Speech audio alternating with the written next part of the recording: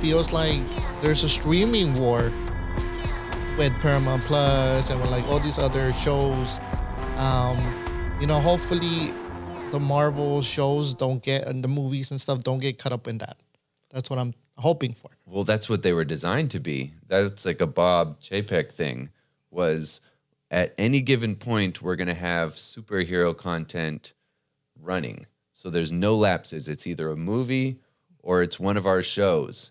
And that's how we ended up with all these different, story beats that are, kind of just out there for the sake of being out there. They are literally out there for the sake of being out there because they need content on Disney Plus. They need to compete with Netflix and HBO Max. And what they're not realizing is that their identity is different from Netflix. Netflix is like the library of movies. I mean, it's kind of no longer that. It's more Netflix original content, which is kind of what Disney needs to not do.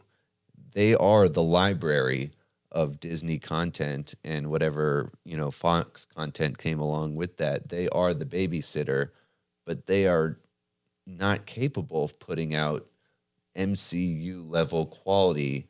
And I don't just mean like the CGI and the stunts. I mean the storytelling, the acting, the directing, the construction of something worth telling.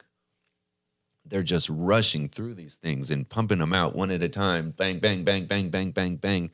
And each one is less enjoyable from like a holistic standpoint. Like the CGI, the acting, the writing, everything is suffering from the amount of quantity that they're putting up because they're trying to be Netflix.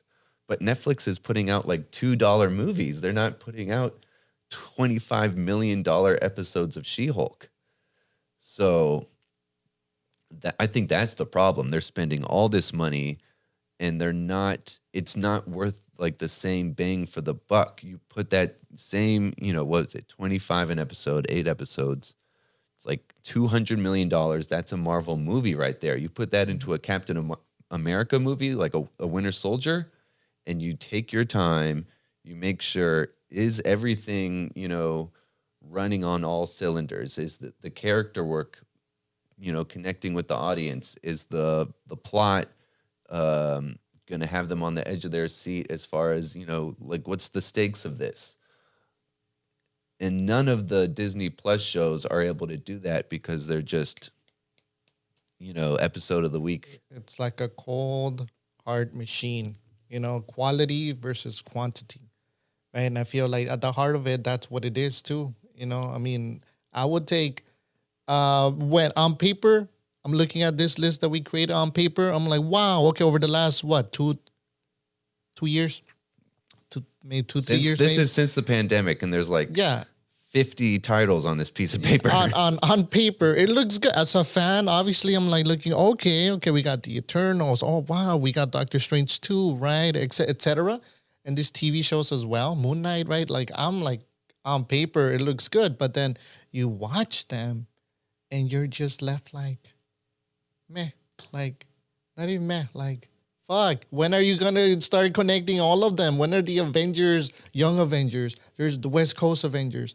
I mean, when are you all going to start connecting the pieces? And that's what I think. Maybe I'm alone on this. I know I'm not actually. It's a lot of fans are being fed up like me, and I'm like, I'm so anxious. And I know there's obstacles too. Right, like real world obstacles. We had the writer strikes, and then we have the pandemic too, right? And which may be the reason why we had all these shows to begin with, right? We're all staying at home, but now recently we still got a ongoing actor strike as well. So there's obstacles, right? But I do see a light at the end of the tunnel. And I see Deadpool 3. Well, everyone, thank you for listening and watching. This has been Raul. PJ. We hope to see you with us again. Come back for more. Just come back. Like, subscribe, do all that.